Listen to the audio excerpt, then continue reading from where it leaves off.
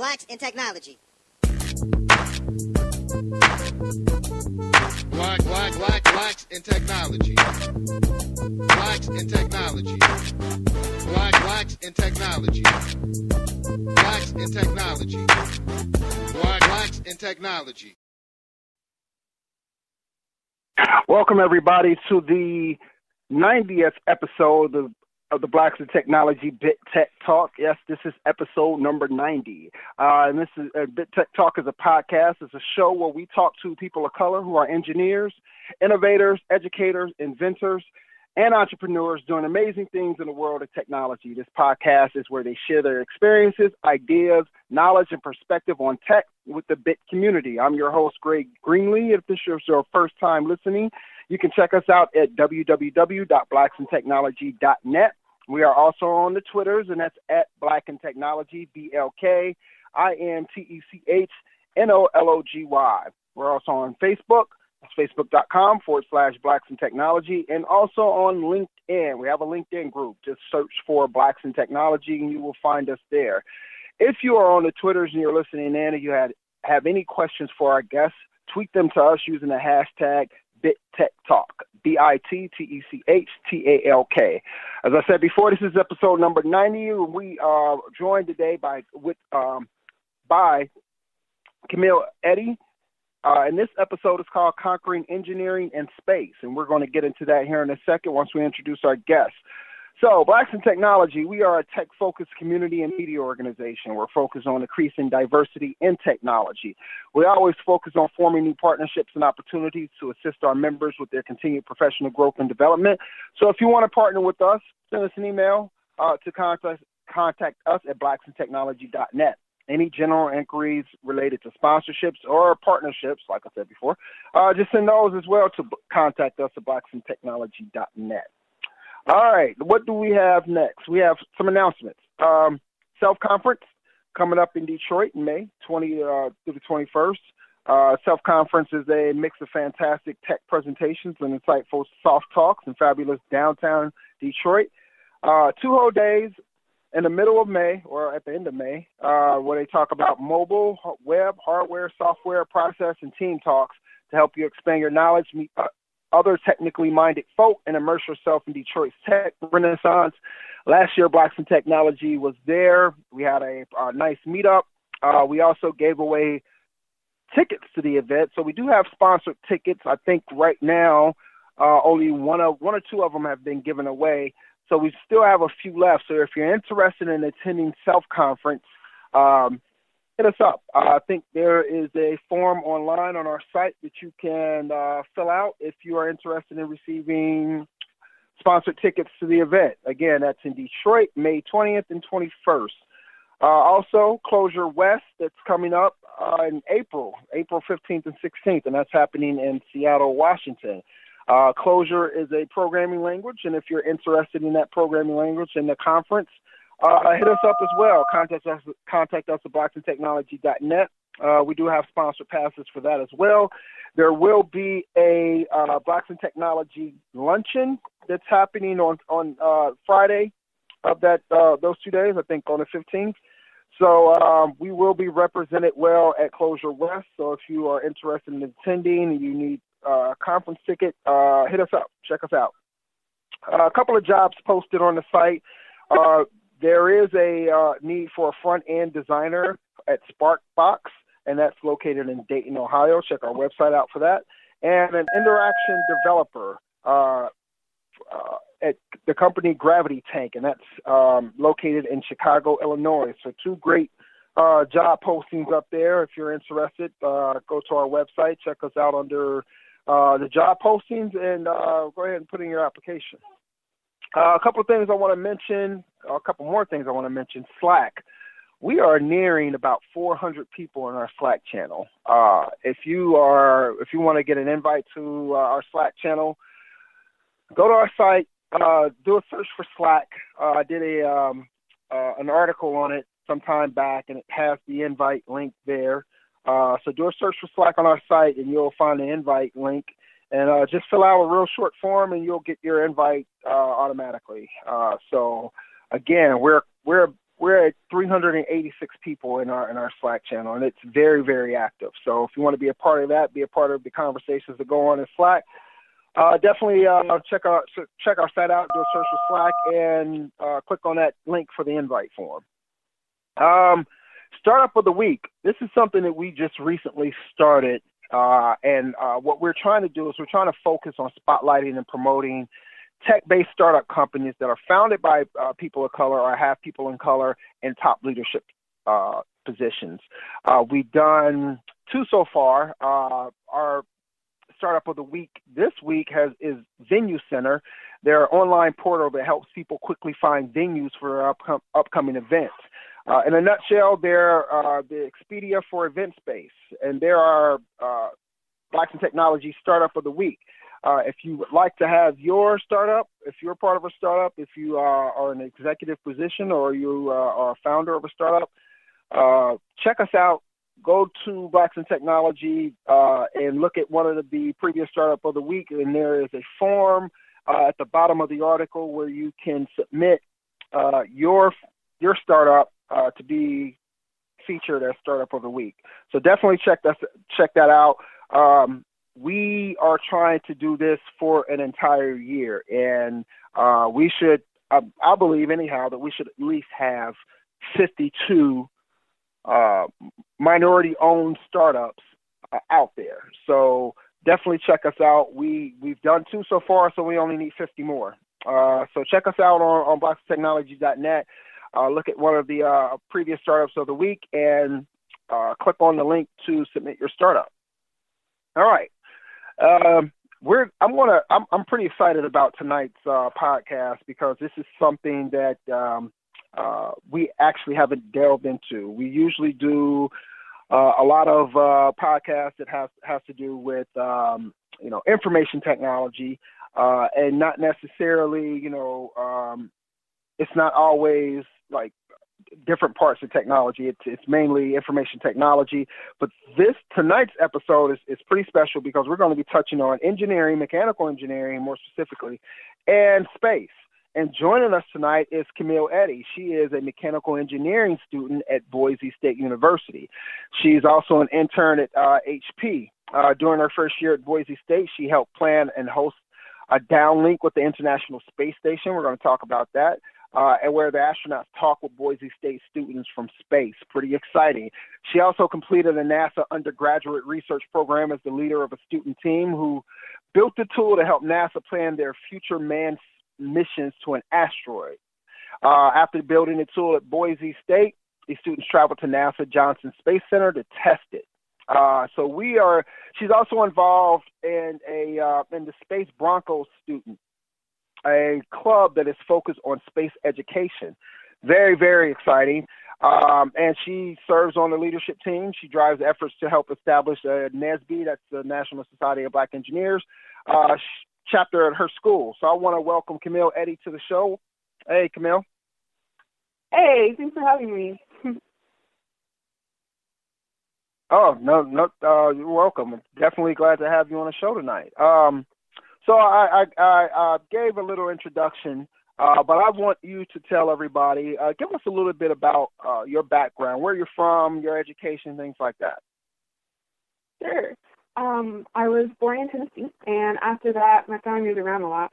But I've been here in Boise for about 8 years, and started in primary school. I was homeschooled, so I was homeschooled from first grade all the way up through high school, and then began my career. Yeah. And then you began your career, I'm sorry. Oh, began my career at Boise State University, started in mechanical engineering. Excellent. So you say you're born and raised, or you are from around the Memphis area? Yep. And then you moved to, go ahead, I'm sorry. No, it's okay. I was born on a base near Millington, and then my family was in Memphis. Excellent. So how did you get into mechanical engineering? What was it that kind of sparked your interest to go into that curriculum? Yeah. So one of the things we learned about when we were homeschooled was we had Black History Month, and we learned about Mae Jemison, who was the first African-American female astronaut for NASA. And after that, we also learned about Sally Ride, who was the first female astronaut for NASA. And I told my mom I wanted to be an astronaut, and I did some research. I was about 12 at the time, and I found out that to be an astronaut, you have to be an engineer, a scientist, or a doctor.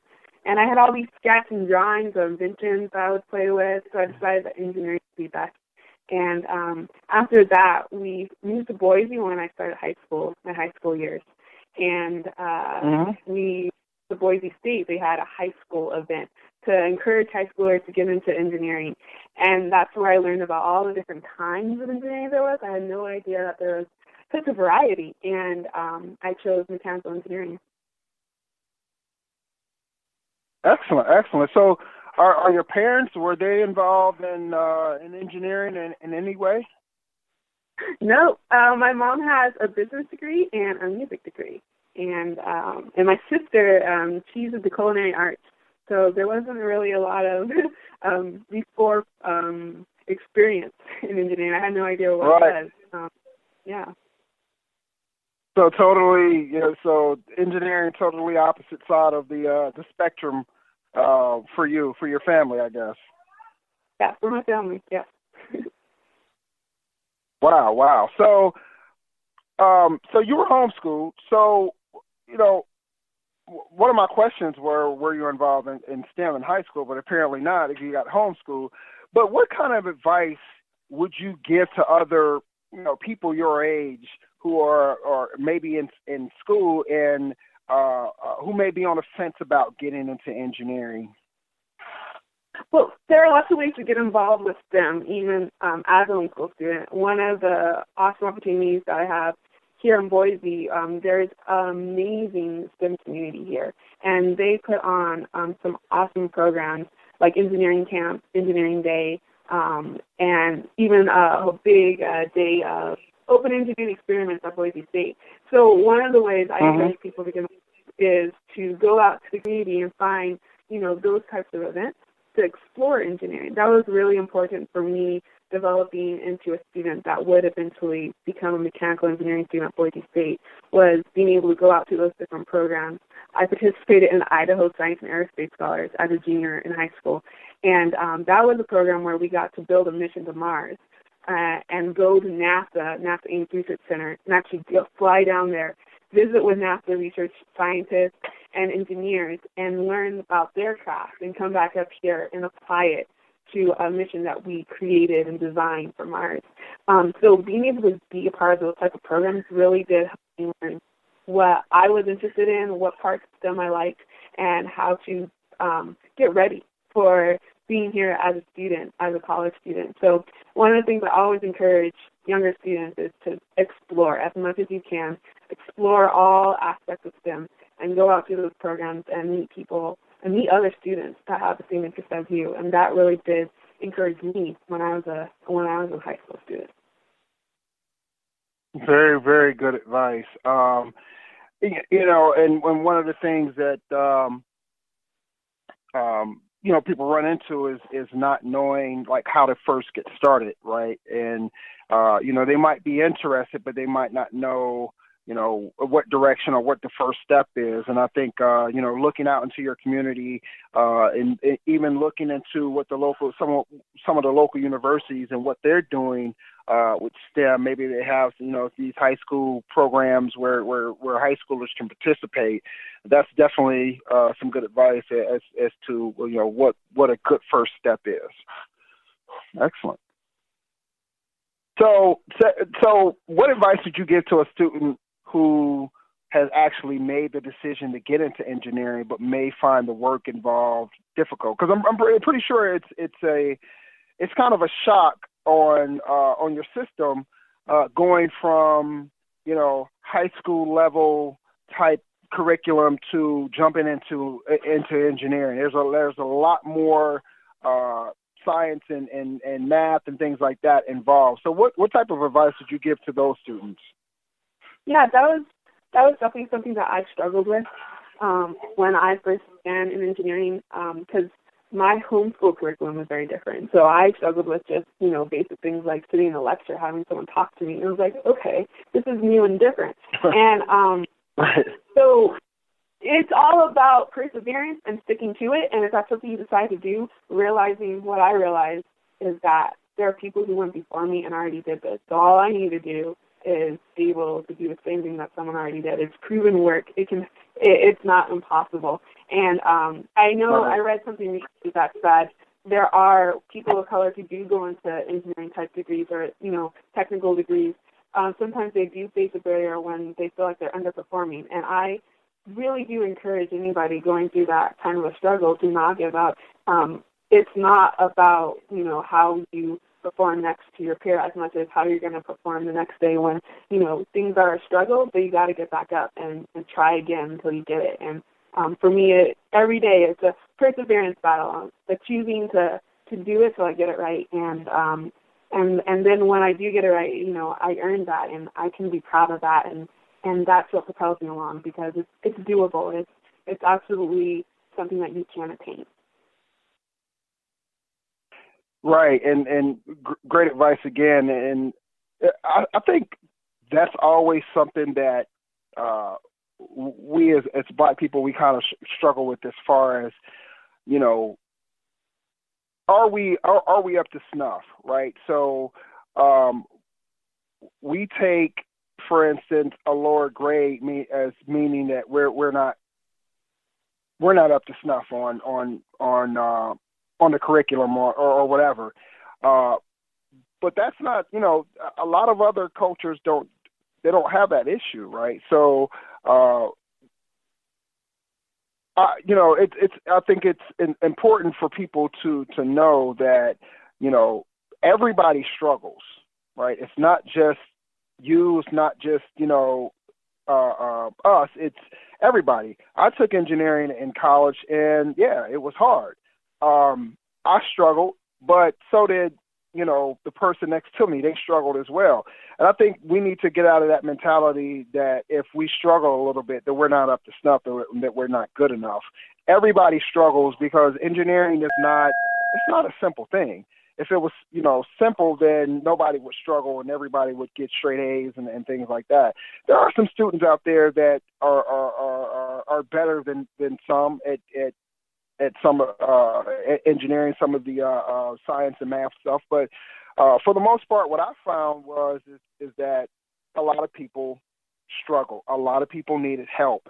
And, the best thing to do is to either partner up with someone that can help, where you can help each other out, or simply ask a teacher, right? Ask them for help. That's what they're there for. They're there to help you pass the class. And so, I think, you definitely gave some good advice, but, and I would also like to add on to that. It's like, don't think that it's just you. Everybody has these struggles. Engineering is a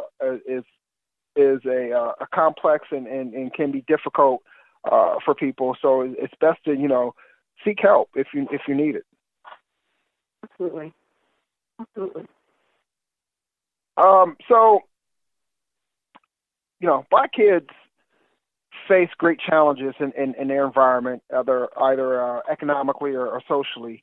So what advice, could you give to those students who are facing those type of economical and social challenges when it comes to, getting interested in engineering? So for instance, you'll have a student that may not be able to go to a camp, for instance, because, maybe the camp costs money or maybe they're struggling with it socially because it's not as accepted in their social circle. What type of advice could you give, those kids that may be facing those challenges? Yeah, I have two ideas. Well, kind of going back to what you just said, asking for help is something that you can do in any situation. Before you get to college, when you're in college, go and be able to ask maybe a mentor, how to approach a situation, or asking for a scholarship. That's that's not wrong, and that's something that can actually help you, change the course of your life because you were able to participate in something that might be as empowering as a club. And then also finding what empowers you is super important. If you think that, getting to an engineering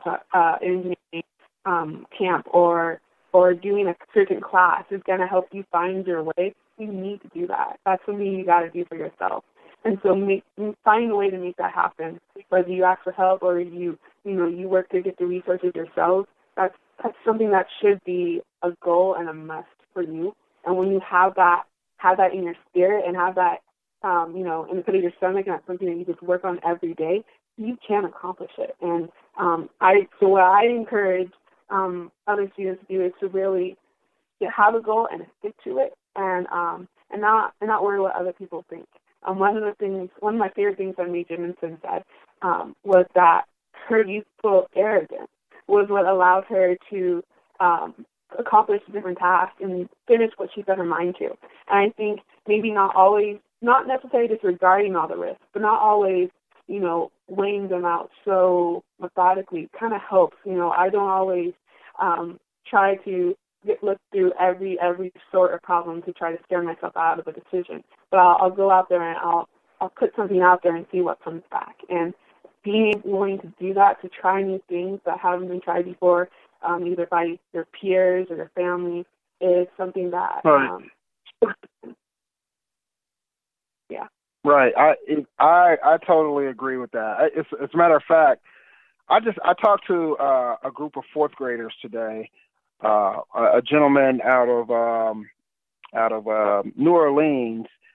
He runs I think it's a private school or a Catholic school, and the majority of his students are African American. And I told those kids, hey, be yourself when you're seeking these things, right? Like you don't have to change who you are. You don't have to stop hating sports. You don't have to stop hating music. Be who you are. Be comfortable with who you are, and just know that engineering is an option for you. And just because you like engineering doesn't mean you have to put aside any of your other likes or hobbies or anything like that. Be yourself, and don't worry about what your friends or your peers have to say, because while they're mocking you or whatever right now, later on down the line they'll be wondering how they could get into engineering after the fact. And I told them, hey, LeBron James is worth $200 and something million right now. That's a lot of money. I said Bill Gates is worth over $40-something billion. That's a lot more money. So, being an engineer pays off. If you put the time, you put the work, you put the effort into it. It's not all about money, but I was trying to make the comparison to simply say, it's not, you don't have to just do this because you think it's going to bring you wealth. Engineering can do those same things for you. So I totally agree with you in that aspect of, empower yourself, go out there and get it, be yourself. Don't let anybody deter you. Don't let anybody tell you you can't be an engineer. Excellent. Absolutely. Excellent. So how is your family? How have they supported you in your journey to being an engineer? Yeah, that's a good question. So my mom was the one who found out about Boise State. She was the one that found out about the high school program. It was like a high school orientation night where they brought in high school students to encourage them to go to engineering. And I was a pretty shy, ninth grader at the time. And I didn't like to go out, and meet new people and talk to people. And she's like, nope, we're going to go, right, and you're going to meet some people. And that night we met former astronaut Robert Morgan. We met the dean of the College of Engineering, and then also a few other people who supported students in engineering that work at the College of Engineering at Boise State. And it was such a fruitful night. I mean, that's where I started learning about the variety of engineering degrees, where I started learning about the NASA programs at Boise State. And And so that was her. She was there. She drove me because she knew that I wanted to be an engineer, but I had been holding on to this wish for about 2 years. And so she's like, okay, we're going to go and find out some more about it. And then President Obama actually visited Boise State University, and I was given the honor of introducing him to the crowd. And she was there. I was able to have her come into the VIP section, and I remember walking on stage to introduce him, and walking to the podium, and I was able to make eye contact with her. And I was like, okay, I'm grounded. I'm ready to go. Let's do this. And so she has been there. Yeah, she has been there every step of the way. And then, you know, I never once doubted that I could get an engineering degree, because nobody in my family ever said that. They said, okay, what do we have to do? And when it came time, like my junior year in high school, I was taking more direction in my education, like telling my mom, okay, Mom, I got to be calculus ready by the time I get to college, because, you know, that's the first class I have to take as a mechanical engineering student. She's like, okay, like, so what classes do we need to get you in? Do we need to get you into some online classes to help you get more prepared for when you go? So definitely a very supportive family. That's very cool, and that's good to hear. I mean, you need that support in some form or another. You know, whether that's your family or whether you know you have a strong mentor in your life, they can guide and steer you in that direction. I think some people, they tend to you know, steer away from engineering simply because they don't have that support system. It's one of the reasons why I started Blacks in Technology, because, you know, I didn't want people to feel like they didn't have support somehow, right? And I've had people within the community say, hey, you know, I thought about getting out of technology altogether until I found your site. You know, it gives them inspiration to see other people who look like them, you know, doing, you know, in these technology fields every day. So that support is very, very powerful and can have a huge impact. Absolutely. So you're in your first year at Boise State, and you helped plan and host a downlink with the International Space Station, where you were able to talk to astronauts from space. How'd that whole thing come about? And you know, how'd you make that happen? Yeah. So it wasn't just me; it was a whole team of people. I was invited by Barbara Morgan, who was the former astronaut that I met that very first night I went to Boise State as a high school student. And I had continued to attend those high school events. So by the time I reached my senior year in high school, the dean of the College of Engineering knew me and my family. Barbara Morgan knew me and my family by name. They would recognize us when we pop up and say, hey, how are you? We're glad you're here. So by the time I got to my first year at Boise State, I had built up a network. And they knew I was on campus. They knew that I had an interest in space. They knew I had an interest in NASA. So I got an email from Barbara Morgan that first semester. And she was asking me if I would like to be on a student panel for NASA to help bring Steve Swanson to Boise State. And Steve Swanson was an astronaut friend of Barbara's. He was about to go up to the International Space Station and become the commander of the International Space Station for a few months. And so we were trying to figure out a way to engage our Boise State community with NASA in a big, big way. So we decided to put together a space symposium where we invited the people in our community that had contact with NASA, that research with NASA, did work like that, to come and speak.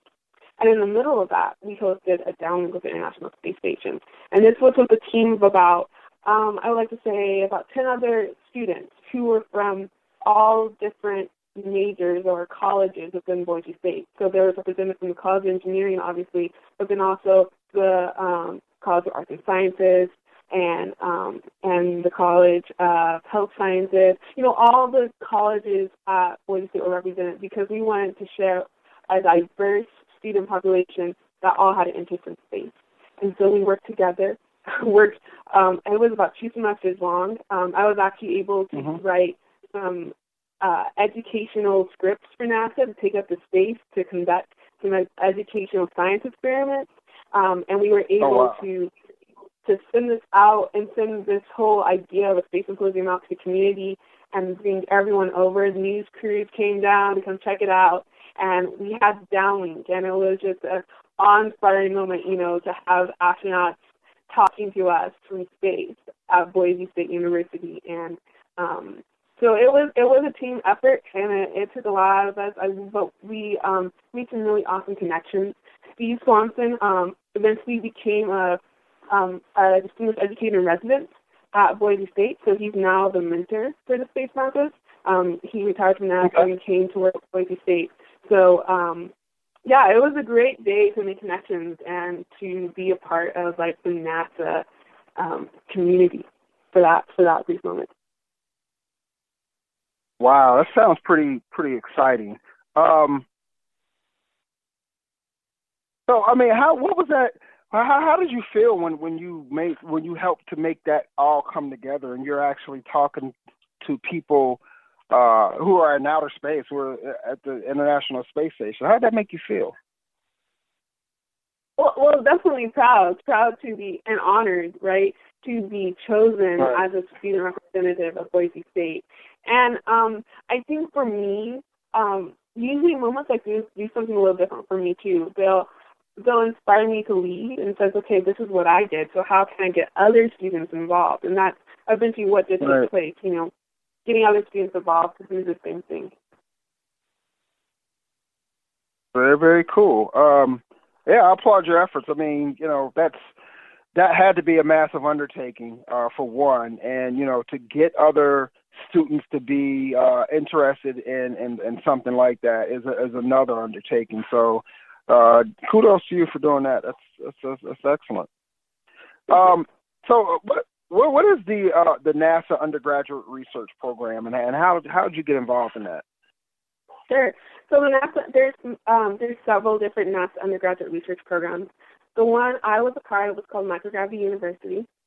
And that is a unique program that it was another one of those things I got introduced to my very first time at Boise State when I went to that high school orientation party. There was a group from the Microgravity University team that presented about their research and how they actually got to go up into the plane, into the weightless wonder, and fly around in microgravity and conduct research for NASA.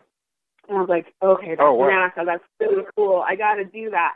So I learned about that my 9th grade in high school, and I was waiting all the way up to basically my second year at Boise State. And they put out a call for another microgravity team.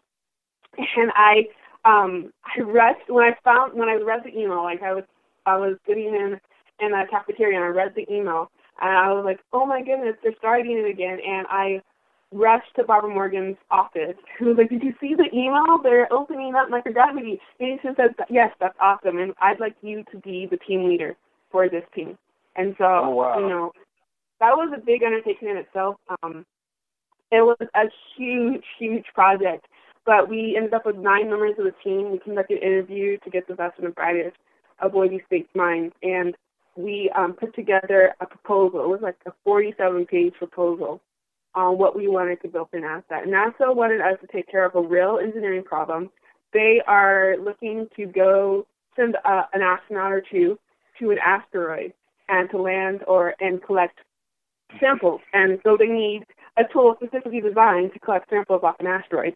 So we came up with an idea and prototyped it and talked about it, and then we wrote a 47-page proposal to send to NASA just to get into the program. And they accepted it, and then after that we had 2 more major technical proposals, or not proposals, but documents that we had to write, all about the same length, about what the tool would be, how it would work, how it would be safe, and then we actually had to build the tool. And we built it at Boise State. And we called it the Zoidberg, if you catch that reference, and we had a whole acronym for that. And and so we built it, and then we got our mentors to sign off. That was another place where we worked with faculty at Boise State College of Engineering that gave us design tips and engineering tips. We worked with people in the machine shop because we built it, but, we had some experts there to help us, build it right. And then, of course, we worked with Barbara Morgan on, creating an official, NASA-type document. And she really did help us on learning how to communicate our designs and our plans in a way that could be understood. And then also that just, really tossed the went to as well as it could be as far as being a technical document. So none of us had that experience. And then we also were able to raise funds. We wrote a $10,000 grant that we actually got approved by the Idaho Space Grant Consortium. So a lot of amazing, amazing milestones were reached by that program. And there's a whole slew of outreach activities that we did. We went out to schools and demonstrated different techniques about building the tool and how to go through the process. We led kids in workshops about building their own tools that would pick up samples. And so a lot of work went into STEM education as well, and it was a really great way to get some experience, not just with working with NASA, but also with working with the community and networking. Wow. So was this during while school was in session, or was this during the summer? Oh, I wish it was during the summer, but no, it was during spring semester of 2015. And this was a condensed semester for us because usually a microgravity team has about a year to complete the project, but we had one semester. Right. They opened it up in late December. So right. we even had a smaller window than most microgravity teams, and it was a lot of work during that semester. So what you're telling me is that the student body there at Boise State has found a way to clone humans. Because how do you do all this stuff and still happen to keep up with all your regular schoolwork and right. All your activities with the community, and then you have to do this 47-page proposal. You have to build it. You have to prototype it. How did you get all this accomplished? Lots of passion and a little lack of sleep, but then also teamwork. I mean, we had a great team that worked really well together. We could work together when there was stress. We could work together when it was good and we were feeling okay. But we had a really, really well working team. We worked really well together. So we were able to fill in those different holes. We were able to trade off shifts. And when it came time to actually submitting the proposal, we had been in the same building for 3 days straight. We didn't go home. We slept in the building. And we would take turns sleeping to get through the night and get through the day because we'd have to leave, go to class, and then come back to write some more. But, we really did lean on each other, and we had a passion to, be a part of this team that had a great legacy at Boise State, a great run, and we wanted to, be one of the best teams that they had so far. And so that was our passion, and we just kind of leaned on each other and got it done. Wow. Passion, dedication, inspiration. Those are the intangibles that that make you great. I always tell people, anytime I give I speak to a class and I tell the students hey, you can get into this just for the money if you want to be. If you want to, but if you really want to make an impact and you really want to be great at what you do, you gotta have passion. You gotta have dedication because this is a constant learning cycle. And that's what technology is because technology changes all the time. And you have to be ready for that. It's either you have to be ready for it or you'll be left behind.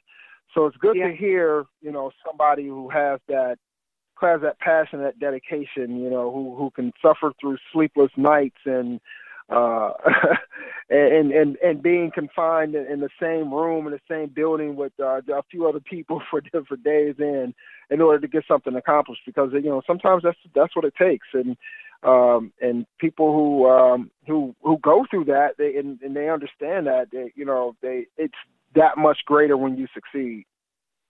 Yeah, absolutely. So how can others learn about the NASA undergraduate research program? Yes. So is there a website or? Yes. There is. There's a website at microgravityuniversity.jsc.nasa.gov. And if you just type in Microgravity University in Google, you should be able to find it. But there is an amazing team that puts together this program. And I love being able to work with them and go to NASA and visit with them. An amazing team that are really passionate about giving students like us an opportunity to get the experience of working with NASA. So I would definitely suggest that microgravity is open to any university within the United States. So it's definitely something to be a part of. Excellent. I will tweet that out because people need to know about this. Yeah. Excellent. So what was the experience like traveling to the NASA Johnson Space Center? Like, anytime I see anything like online or on TV about NASA, it looks like if I were a kid, I'd be like a kid in the candy shop, just looking at all the technology there. So what was it like for you? Oh, man, may I say it was epic. I mean, it was also much bigger and grander than I thought it was. When you see pictures, you see parts of NASA, see little parts of the buildings and the labs. Walking into the Neutral Buoyancy Lab, which is they have about 2 million gallons of water, and that's what simulates microgravity. I mean, just the whole building itself is expansive to be able to hold this big pool, which, by the way, they have a whole mock-up of the International Space Station in the bottom of this pool. That's how big this pool is.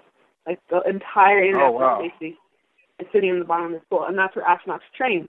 And so walking into that building, it's just so big, and you learn things. Like, the building is actually called the Sonny Carter building, and I didn't know that. And but then also we had an amazing mentor. Her name was Jessica, and she actually works in mission control, like the live mission control. And after we had done some testing, she actually took us over to the other side, the NASA Johnson Space Center, and we got to walk in to the original Apollo mission control, and just being in that place. Yeah, being in that place of history. I mean, I was like, wow, this is amazing. And he took some pictures, and I was like, man, I have to come back one day, right? And then she also took us to the live mission control, and we got to meet the mission controller. And it was funny because Barbara was a former astronaut. Everybody knew her. And you're like, oh, hey, Barbara. Hey, Barbara. And it was like we're walking with a celebrity. It was really fun. But, to be able to meet those people, we went to a party. And, of course, a party at NASA involves a rocket. So they had a full rocket, I'm not sure what it was. It could have been a Saturn V on its side. And they were just, having cake and and just having this party celebrating the 50 years of spacewalking at NASA. So being in that culture where they live it every day and to be able to experience it just for a few days, working with the scientists and the divers who tested our tool with us, standing in front of the safety committee, we had to present our tool in front of a safety committee of about 10 to 15 safety engineers, astronauts, and safety experts, and being treated like we were, a part of the engineering culture at NASA and going through the same rigorous steps that those other engineers have to go through to get a tool approved to test. That was just really, it was an honor, even though it was hard work. I mean, we spent many hours on those proposals, but we also spent many hours on our presentations to NASA. So even though it was really hard work, it was an honor to be treated, like a NASA engineer and to kind of get that experience with engineering culture. And what a boost in confidence that had to give you and your team to have that experience, right? For NASA to treat you all exactly how they would their own engineers. I mean, that has to validate, all the hard work and validate, what your journey has been up to that point. You have to say to yourself, like, hey, I'm doing the right thing, right? Absolutely. I mean, and it kind of goes back to, being scared to be an underperformer in engineering degree. Well, I found my passion. I found what empowers me. Leading a group, being a part of student teams, and doing this kind of engineering research, that's something that I can really lean into. And then doing well at it overscores any, bad grade or, lack of confidence in the classroom, because I know I have talent. And that just, it drives me for it every day. That's excellent. Just to reiterate that point that you made, like, your grades might not be all A's across the board, but you know that you belong, right? And there's other ways that you can exhibit that. And I think you've done that, so you've led groups, you helped, your group put together this monstrous proposal. The best thing that, to come out of all this is don't get discouraged. This, eventually it'll work out to where, you're going to be successful in what you do if you put in that work and you put in that effort. Eventually you're gonna experience some of that success. So that's great to hear. Let's talk about the Space Broncos. Tell our audience, what the Space Broncos is and how you got involved. Absolutely. So the Space Broncos dates back to that Dallas International Space Station. It was a term that was loosely coined for any Boise State student that had an interest in space. And I was able to put this together with Barbara Morgan and a wonderful lady named Leanne. And what I did was, after that international downlink, I actually got it chartered as an official student organization at Boise State. So I was able to found the Space Broncos Club because I wanted a way for us to continue that effort and keep in the same spirit of inviting anyone who had an interest in space to be a part, not based on whether you're a scientist or an engineer, but if you had any interest in whatever major you were, that you could get involved and be a part of the engineering and space culture, and really just, being connected to NASA. You don't have to be an engineer to be connected to NASA. And I wanted to continue that effort. And so our idea, our model, is create really big social events that educate the public about space and help them to get involved and to learn more and to think that it's fun and maybe to, eventually come to Boise State as their high school student, right? So that was the idea, and it's grown. We started with about 7 students earlier last year, and within one group meeting, we grew to like 30, and we've been growing ever since. So there's a strong interest, and I'm pretty proud of them. They've done some awesome things up to this point. Very, very cool. And so what are some of the Space Broncos' top initiatives this year? Like, what are some of the things you all are going to be doing? I'm glad you asked. So, we put together, we had the idea of creating virtual reality experiences this year. Virtual reality is something new. Well, not completely new, right? But it's something that's booming. There's a lot of new interest in it. And we decided that we wanted to take it on. And we've actually put together a team within the Space Broncos who's created their own unique virtual reality experiences. They started with a space museum where you can walk around and look at different CGI models of NASA spacecraft. They got those models from NASA. They put it in an own environment that they created. You're almost like walking on a spaceship in Voyager. I'm super proud of them. They did a really great job on the visuals. And then it teaches you something as well. You can walk up and you can learn something about those different spacecraft. And right now they're working on a Mars surface demo. And we're actually going to have the opportunity next month to have people be a part of a fly system while they're in the virtual reality experience and actually be lifted off the ground just a little bit and kind of feel what it's like to have about, reduced gravity while you're experiencing it. So they'll have about like 1/3 gravity on them, and they'll actually be lifted up a little bit so that it feels like they're, well, not floating, but, reduced gravity, and they'll be in the virtual reality experience and be able to experience what it might be like on Mars. And so that's what we call immersive virtual reality experience, and I'm super proud that they could take it to that level. So we've actually started a GoFundMe campaign to help raise funds for the harness and then the other types of equipment that we'll need. And they're just doing a really great job, yeah. And what do you have, like, the URL for that GoFundMe? Yes. So it's GoFundMe.com/SpaceBroncos. So very simple. And we would really appreciate anybody sharing it, just sharing it out. And we've been able to put together some really cool things. And this event that we're actually doing this for is for high schoolers who are going to visit Boise State with their families, and they're going to come check out and see what Boise State has to offer. And so this is one way that we can invite high school students, a lot like I did when I came to Boise State as a high school student, invite them to get interested in space and get interested in virtual reality and get interested in what we're doing in space exploration. So that's kind of the idea behind this event. And we're expecting thousands of high school students and their families to come through, and so it's going to be an incredible event. Excellent. I'm going to tweet that out right now. So GoFundMe.com/SpaceBroncos. Yes, thank you.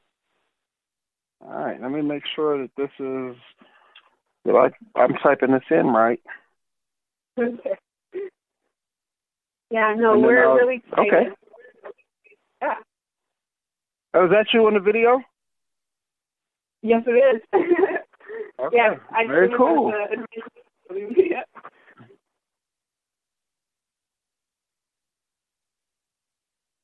Cool. Tweeting now. Very cool. Oh, thank you. So, no problem. You're definitely welcome. This is very cool to hear. That this much stuff is going on with you and the students at Boise State. I normally talk to technology professionals who are like out in the workplace and things like that. But now I'm talking to who I consider an engineering professional, even though you're still a student. You've done some pretty remarkable things, and just hearing it from how passionate and happy you sound with doing some of these things is inspiring. So,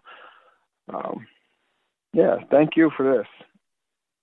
So, you've been involved in trying to get a NSBE chapter started at your school. For those who don't know what NSBE stands for, it's the National Society for Black Engineers. How is that whole thing going? Well, we made some progress. We were able to get an amazing Black faculty member named Quinn. At Boise State, there isn't a whole lot of Black students, and so we actually make up less than 1% of the student population. And so we've been working on being able to recruit Black students, especially Black students in engineering, because there aren't that many. And so it's an ongoing effort, and we definitely need support, the support of our community and the support of even like the national community of NSBE. And but Boise State in itself has been doing really well as far as reaching out to people of color and having places for us to go and to connect with each other.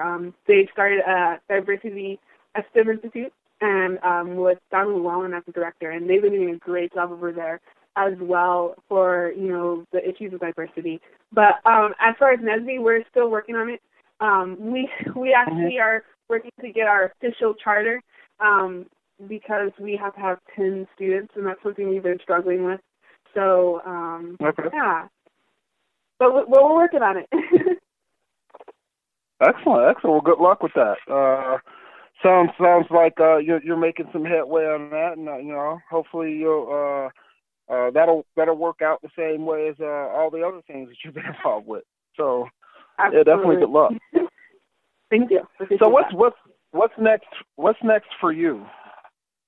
Sure. There are a couple of things. I mean, there immediately in a week or so, I'll be headed to San Francisco to do a pitch for the Hope Prize. And the Hope Prize is a competition to win $1 million to start a social impact company. So we're pitching the use of a $5 computer to create a unique crowdsourcing opportunity for those who live in urban crowded areas. So we've been working really hard on that, and we've been getting some awesome connections and working with different people and different organizations to get ready to pitch. It's just 6 minutes, but it's been 6 minutes that's taken a lot of work, and so we're excited to go. This is actually an engineering team that's going. I am going with 2 other computer science majors, and so we're going to have some fun, but hopefully learn a lot as well. So that's kind of exciting. And then in the summer, I will be back into the San Francisco area. HP, I'm an intern at HP right now, mechanical engineering intern, and they asked me to actually intern at Palo Alto next summer. So I'll be at HP headquarters next summer as a machine learning intern, and I'm really excited to work with them down there and in that exciting atmosphere of tech. And so if anyone's down there, I would love to catch up and hang out. You know what? I'm going to and just because I'm listening, I'm trying to type at the same time. What you're going out to San Francisco when? Next week? Next week, yes. March 11th or March 10th through the 12th. Yeah. March when again? I'm sorry. March 10, 11, and 12. Okay.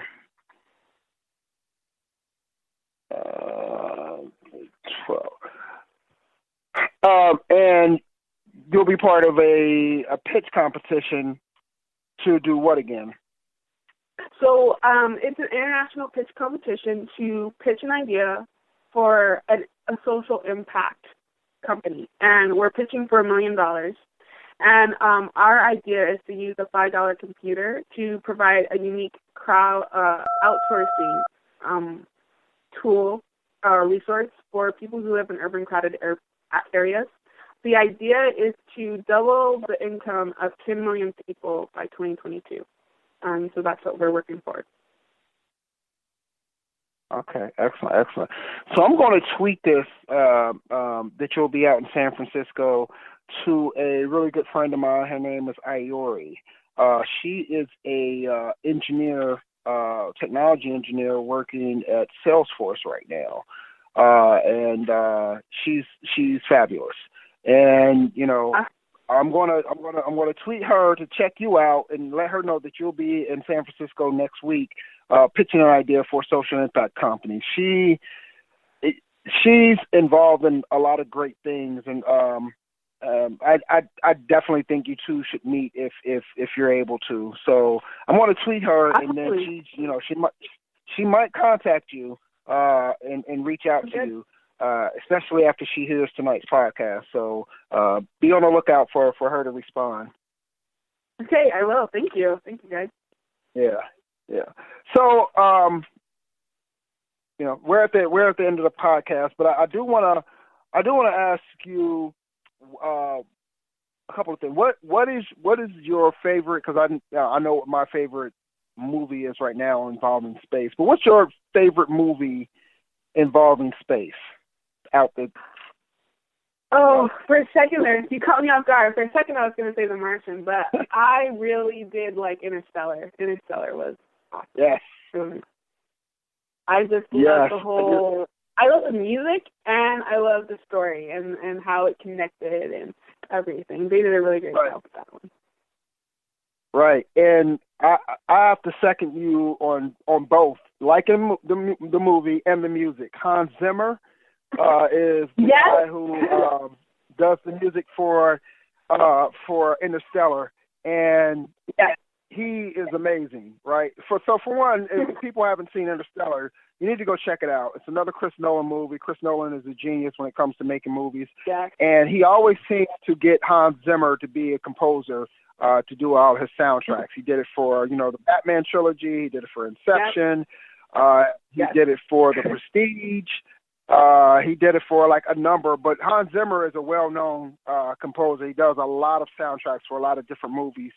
But, the Interstellar, it's funny, I actually work out to the Interstellar soundtrack sometimes. Okay. Because, because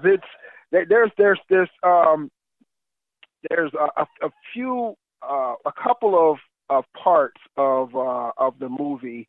The one where they land on the planet that's all water, and they're about to experience that wave. I love the whole the score for that whole part, and then I love the score when he is going after the spaceship trying to dock because Dr. Mann has just done something to blow up the part of the ship, and then he's going to dock. So that whole scene right there, I love the music for that part. But yeah, Hans Zimmer, Interstellar, I did like The Martian, but Interstellar is by far my favorite. I'll watch it probably, I don't know, once a week. I'll turn it on and of course I know like every scene front and backwards, but I love the movie so much that I find myself watching it at least once a week. It actually got me interested in learning about like higher dimensions as well. And I'm reading a book right now called Hyperspace. I don't know if you've ever heard of that book, but it's a very interesting book, and it talks about different dimensions, and it talks about people like Riemann and Einstein and how they how their theories led to not, I wouldn't say the discovery, but led to these theories about higher dimensions. And they go through and they talk about the different forces being, gravitational force, weak nuclear, strong nuclear, and electromagnetic, and how these forces are forces that we can't explain, but in higher dimensions, they all are simplified. And this book is deep, and it's written by a theoretical physicist. What's his name? Miku. I can't pronounce it. I'm gonna. It's in my Google Playbook selection, so I'm gonna go back to it. And what is his name? His name is Mikio Kaku. I hope I'm pronouncing that right. But he is a theoretical physicist, a well-known theoretical physicist, and he has a book called Hyperspace: A Scientific Odyssey Through Parallel Universes, Time Warps, and the 10th Dimension. So the movie Interstellar, took me down that entire path, and now I'm reading books about this stuff. So, I love Interstellar. I know space is inspiring. Right. Well, Camille, I want to thank you for coming on to the show tonight. I definitely had a great time listening and learning about you and about the things that you're involved in, and I definitely wish you luck and success in everything that you do, and hopefully, we can connect back up in a little bit and get you back on the show and find out, some of the cool things that you've been doing. Absolutely. I had an awesome time tonight as well, and I thank you for having me. You're welcome. And like I said, I hopefully Ayuri, hopefully she contacts you, and hopefully people respond to that the GoFundMe campaign, and they help out there as well. So good luck. Thank you. All right, take care. You too.